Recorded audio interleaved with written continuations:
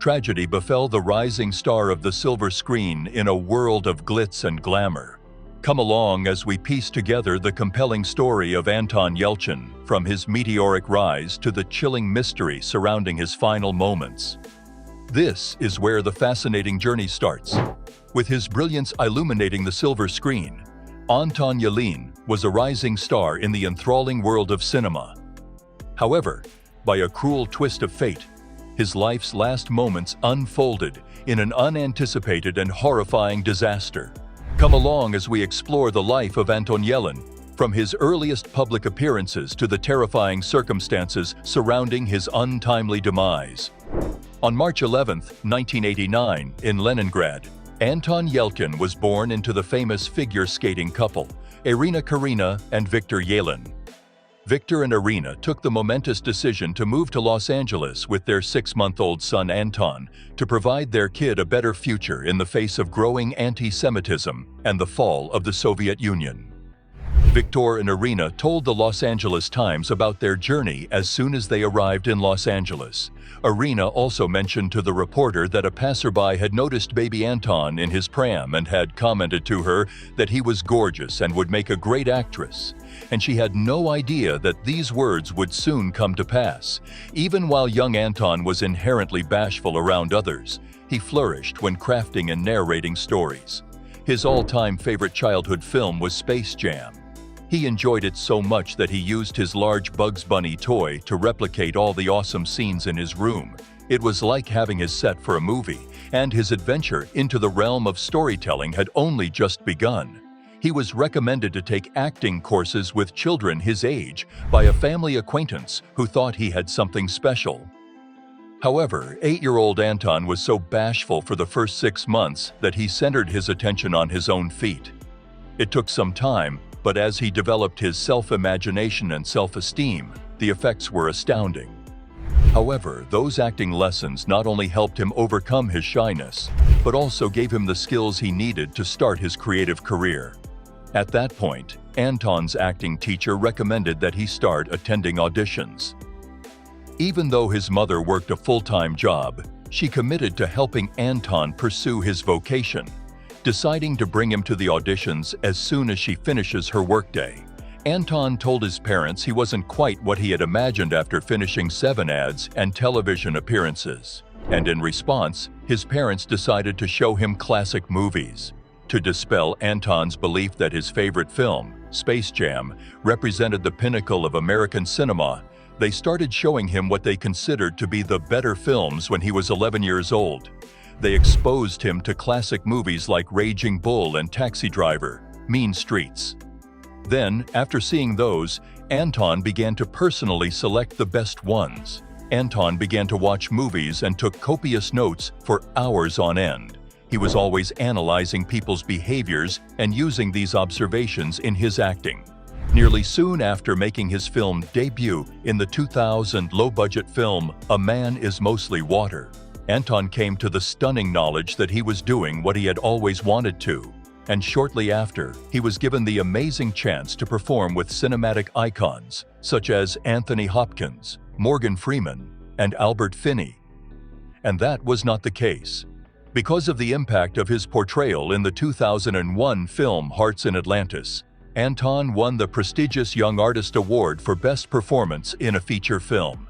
The difficulties Anton faced in preserving anonymity in the digital era, a worry that many of us now share, increased in tandem with his professional success. Are you sick and weary of getting spam calls so much that you are at this point not even picking up your phone? He wrote poetry, film criticism, CRI analysis, and philosophy in notebook after notebook. This served as a means for him to document his development as an artist. As he approached adolescence and started making appearances in independent films, his commitment to hard work paid off. His commitment was frequently attributed by friends to an immigrant mentality, a never-ending work ethic that would never allow him to settle in and take it easy. He had to get quite inebriated to do this sequence in Alpha Dog once. Being inebriated for the first time, he confided in his mother, feeling unsure about how to handle the situation. His mother sagely responded by telling him that he could act convincingly inebriated without actually getting wasted, but motivated by his dedication to accurate representations. To better comprehend the sensation, Anton chose to go against his comfort zone and took 3 tequila shots from his parents' liquor cabinet. With a distinct and committed approach to his profession. He even recorded this event on camera so he could learn more about the subtleties of drunkenness. Although Anton did some fantastic work, he will most definitely be known for his most famous role in J.J. Abrams' 2009 Star Trek reboot. In this film, this is when it gets interesting. For Anton, it wasn't easy to master a Russian accent for the part. Dismissing his mother's accent as inauthentic, he persisted in his quest for authenticity, turning to his grandfather for advice, who was a more suitable source. Because of his instant likability in the character, this important role not only launched him into a large international audience, but also quickly grew his career. In many respects, the young, witty, friendly, and quick Pavel Kov was a reflection of Anton and the qualities that everyone around him appeared to find so endearing. But Anton had a dark secret hidden behind that innocent, contagious smile and his innate ability to give comedic relief to any space. The rare genetic condition known as cystic fibrosis, CF, which causes a buildup of mucus in the lungs and other important organs, was present in Anton from birth. His parents were aware that, at the time, people with cystic fibrosis, CF, had a 35-40-year life expectancy.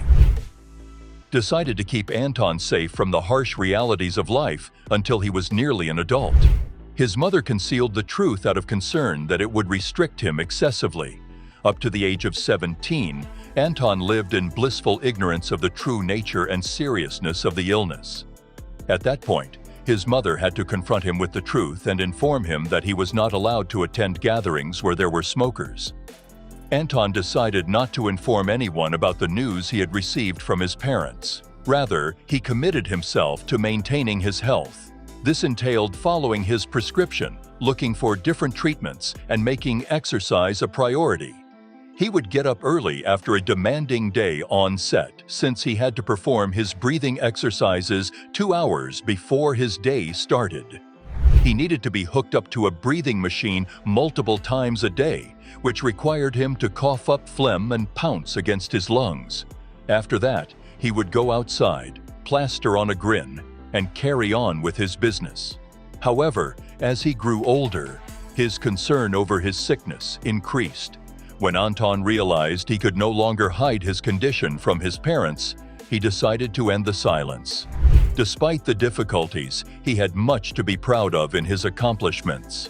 By the time he was 27, he had finished 69 movies and television shows without ever missing a day of work. And he began working on a screenplay he had written for his directorial debut, Travis, in 2016. One of the first films his parents showed him when he realized he wanted to be an actor was Taxi Driver, and the title was a reference to that character. He was excited to be producing and directing the film, but tragedy struck as he was about to make this goal come true. Against all odds, however, it was not his fatal illness that would cause his untimely demise. Anton's pals were waiting for him for a rehearsal on June 18, 2016.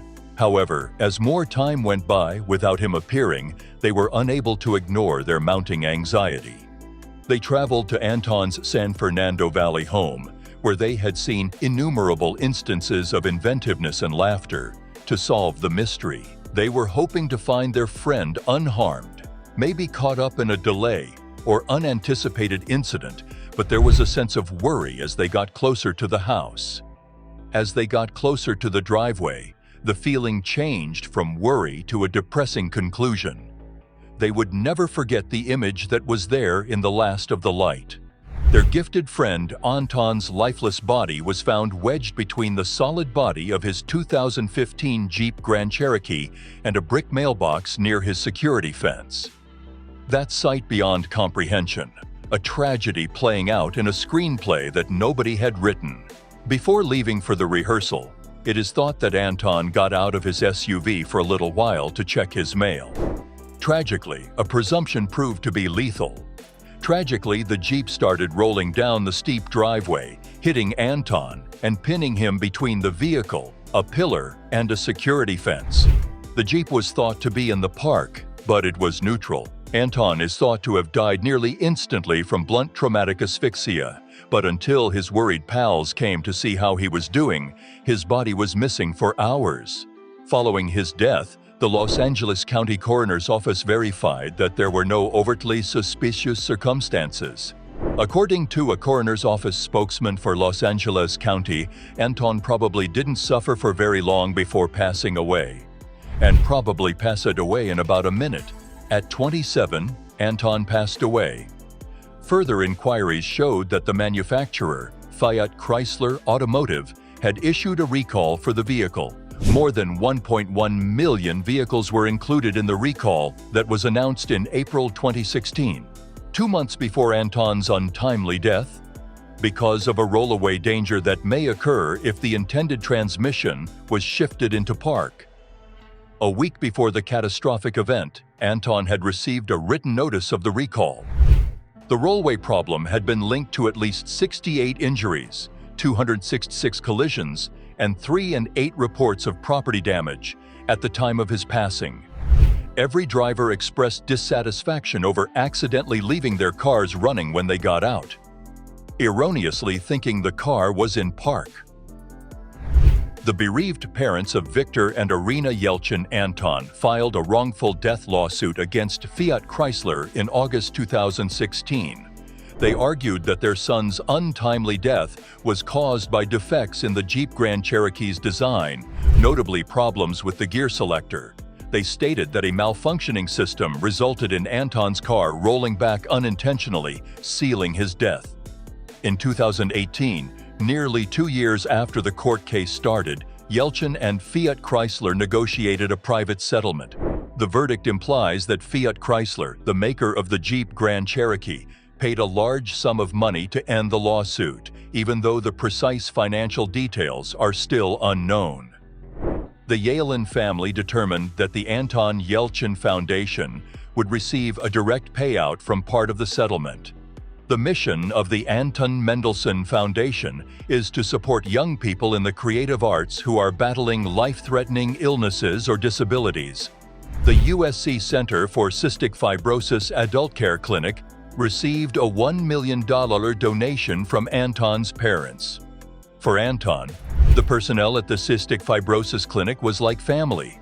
Furthermore, the settlement money went toward making a documentary on Anton's life, love, and Tusha, a moving tribute to the gifted actor that included Chris Pine and several former co-stars Kristen Benton, Zoe Saldana, and Jennifer Lawrence, paying tribute to Anton. Let the remarkable journey of Anton Yelchin, a gifted artist who left us too soon, inspire and serve as a reminder of how fleeting life is. If you enjoyed reading about this exploration, be sure to check out our next tales. Get more compelling stories about people who have had a lasting impact on our world by subscribing today. Watch this space for more stories that delve deeper into the human experience beyond the silver screen. Subscribe to ensure you never miss a thing.